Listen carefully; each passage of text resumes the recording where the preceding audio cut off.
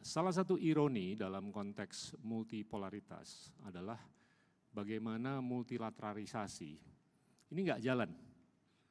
Seperti institusi multilateral yang kita lihat akhir-akhir ini itu tidak bisa berfungsi seperti apa yang kita saksikan sewaktu Paman Sam itu berkuasa. Ini dikarenakan revisionisme yang dikembangkan oleh negara-negara besar yang baru, termasuk Tiongkok dan BRICS dan negara-negara kekuatan tengah, anggaplah Indonesia, Turki, Meksiko, Nigeria, dan lain-lain. Semakin saya lihat kepentingan kita sebagai negara yang besar untuk menguatkan diri kita secara ekonomi. Nah, beranjak dari itu, saya sering mendengar janji politik dari banyak sekali calon presiden, bukan hanya di Indonesia, tapi di mancanegara. Dan janji politik seorang calon presiden itu sangat kental dengan kemudahan yang akan diberikan ke rakyat. Nah, dana atau pendanaan tersebut ini sangat nyambung dengan ruang fiskal negara. Kalau kita lihat, Indonesia ini dihantam oleh COVID-19 selama 2,5 tahun, namun setelah itu kita sudah bisa melakukan renormalisasi ruang fiskal. Tapi kalau secara empiris kita lihat, rasio pendapatan pajak terhadap PDB kita ini masih kurang, masih di bawah 10%. Nah, kalau dibandingkan dengan negara-negara OECD yang ada di level di atas 30%, saya penasaran bagaimana Bapak sebagai presiden nanti akan bisa meningkatkan angka atau rasio tersebut dari di bawah 10% menjadi angka yang jauh lebih besar agar janji-janji politik Bapak itu lebih sangat bisa dipenuhi. Silakan Pak. Ini menarik, kenapa kita mengambil sebelum masuk pada fiskal, ini pada kenyataan bahwa kita hidup di dalam sebuah dunia yang multipolar dan kita harus navigasi antar polar itu dan harus juga melakukan makin banyak agreement dengan multiple polar yang tidak bisa lagi kita hanya dengan 1-2 pihak. Tapi juga yang tidak kalah penting Pak kita dari itu, merumuskan secara jelas our national interest with the world. Karena tanpa kita merumuskan our national interest with the world, we will be entertaining their interest and forgetting our own interest. Dan itu yang kemudian harus kita pegang. Lalu ke pertanyaan tadi soal fiskal. Ruang fiskal kita ini memang terbatas. Dan Pak kita tadi sampaikan tax ratio kita di bawah 10%. Ini harus kita tingkatkan. Saya melihat ada beberapa hal yang perlu kita kerjakan. Satu adalah harmonisasi peran pemerintah dan swasta. Ini harus kolaboratif. Tidak semua bertumpu pada APBN. Sebagian dari pembangunan kita ini bisa dikerjakan oleh swasta. Ruang itu harus dibuka. BUMN tidak boleh justru menjadi yang mematikan swasta. Karena BUMN justru harus memberi ruang kepada swasta. Dan para pendiri publik ini tuh tidak mendirikan BUMN untuk meningkatkan pendapatan pemerintah. Jadi karena itu crowd outing market itu. Pemerintah ini punya 2 tangan. Satu namanya birokrasi, satu namanya korporasi. Okay? Tapi dua-duanya memiliki fungsi pembangunan. Untuk urusan-urusan yang memerlukan kelenturan, keleluasaan, kemudahan secara legal melakukan partnership dan lain-lain, gunakan jalan korporasi. Yang memerlukan bentuknya lebih pada regulatori, menggunakan unsur birokrasi. Tapi dua-duanya adalah untuk development goal. Dan ini konflik of interest. Satu sisi tangan kanan jadi regulator, tangan kiri jadi market player. Of course it'll benefit itself. Gitu. Jadi kita ini mengalami, nah, yang kedua adalah perbaikan di dalam sistem penerimaan kita. Ini serius sekali harus kita lakukan. Satu pada aspek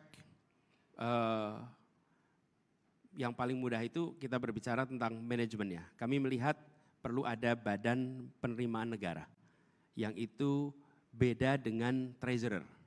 Tapi ini badan penerimaan negara. Yang kedua, membereskan praktek bad governance di aspek revenue. Korupsi di aspek revenue itu overlook. Tapi korupsi di aspek spending itu heavily dimonitor. Kami malah melihat revenue di sini nih yang paling cepat menyelamatkan uang negara tuh uangnya udah terlanjur keluar, kembalinya susah. Tapi menyelamatkan pemasukan dari mulai persoalan bea cukai sampai perpajakan itu bocor-bocor di situ harus dikoreksi dan tidak bisa ditoleransi. Bagaimana itu? Harus mau memanfaatkan teknologi terbaru dan harus mau memanfaatkan orang-orang terbaik yang mengerti bidangnya untuk mengurusi ini. Jadi kemudian kita bangun modernisasi di situ sehingga kita bisa menyelamatkan revenue yang hilang. Dan obviously sesuatu yang Pak Gita sudah katakan bertahun-tahun, I'm quoting you, perluasan tax base. Oke?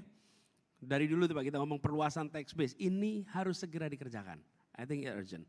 Nah, lalu yang berikutnya adalah mendorong industrialisasi.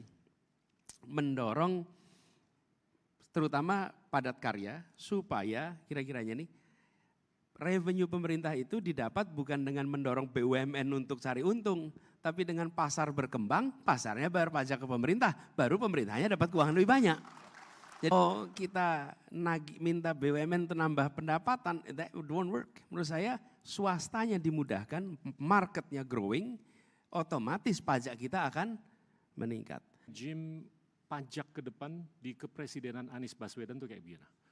Mengingat bahwasanya negara-negara seperti Singapura dan teritori seperti Hong Kong, itu tax rate regime-nya sangat kompetitif.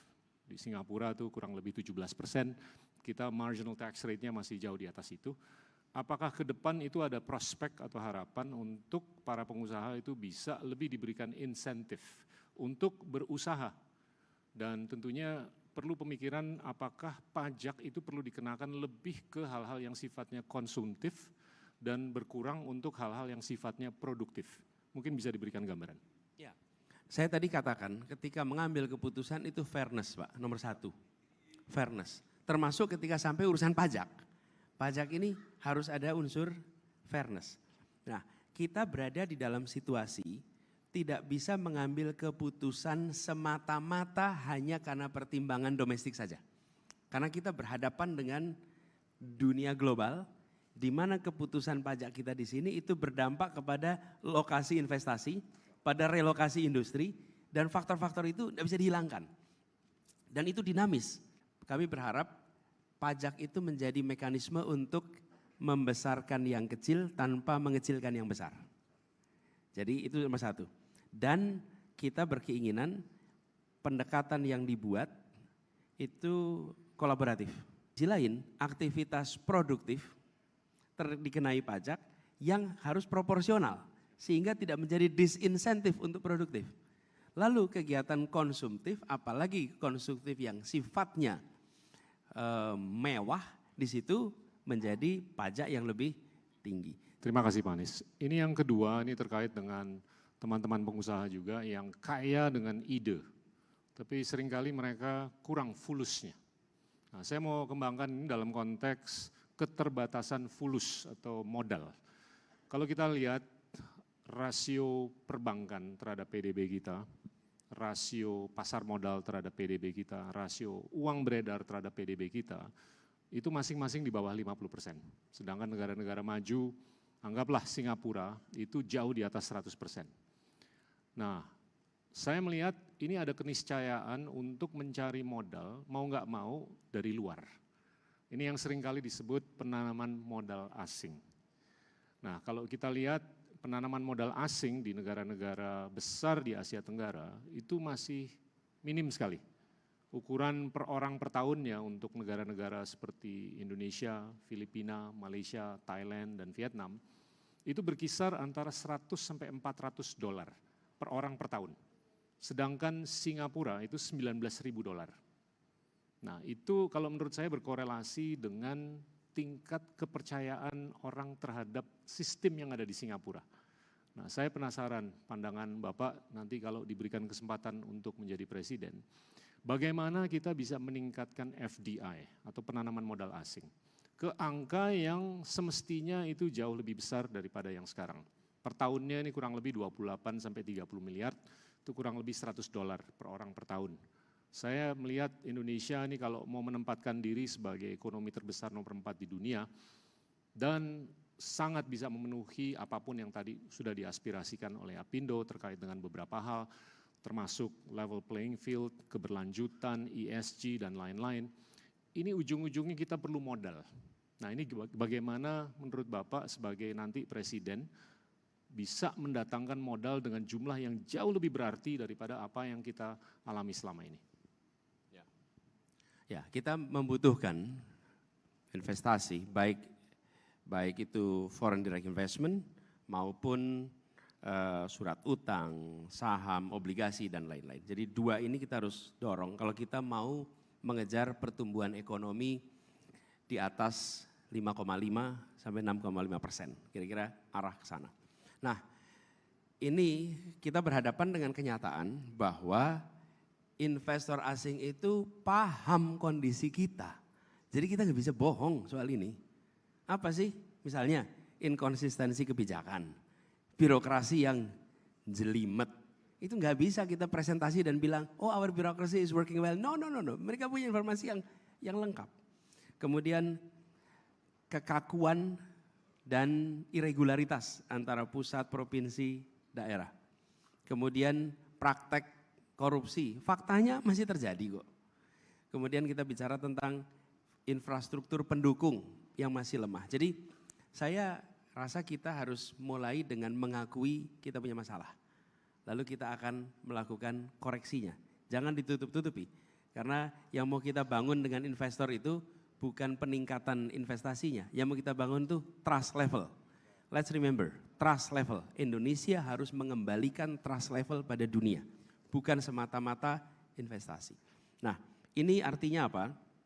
Kami melihat ada beberapa strategi yang kita ingin lakukan, Pak Gita. Ya, pertama, benchmarking. Kita tidak beroperasi sendirian. Kita harus benchmarking. Kemana? Bisa di dalam region kita, bisa yang setara di region lain. Apakah itu Amerika Latin, apakah itu Eropa Timur, tapi kita bisa lakukan benchmarking tentang itu. Yang kedua, ini tidak bisa tidak menciptakan iklim kepastian hukum. Ini sudah tidak ada. Unconditional. Karena ini soal trust. Bahkan saya sempat bicara dengan beberapa orang, selama perjanjian investasi itu tidak mau ditandatangani di Indonesia, tapi ditandatanganinya di Singapura atau di tempat lain, artinya mereka nggak percaya dengan sistem hukum kita. You're private equity investor, tahu persis apa yang terjadi di situ. Kemudian konsistensi regulasi. Konsistensi regulasi ini yang dibutuhkan. Dan keseriusan di dalam memberantas korupsi. Bagaimana kita berharap investor masuk kalau indeks persepsi korupsi kita itu menurun. Dunia membutuhkan indeks persepsi korupsi yang meningkat. Dan keseriusan di dalam membereskan soal korupsi. Yang lain-lain itu teknokratik. Apakah itu logistik dan lain-lain. Nah, manusia berkualitas will take time untuk melakukannya. Jadi saya melihat reform di bidang hukum, birokrasi ini mendasar. Kira-kira itu Pak Gita. Jadi kami melihat bereskan soal kepastian hukum, lakukan reformasi birokrasi dengan serius, kemudian kirimkan pesan serius soal penanganan korupsi, yang berikutnya itu perlu waktu untuk ditangani tapi bila dikerjakan akan beres. Misalnya SDM, logistik itu nggak bisa cepat. Tapi kalau yang 3 tadi itu bisa dikerjakan relatively cepat. Kami sepakat dan bahkan Apindo itu sangat sepakat itu dijadikan butir pertama terkait dengan kepastian hukum. Saya percaya bahwa kepastian hukum ini kunci untuk bisa meningkatkan pengalihan atau penanaman modal.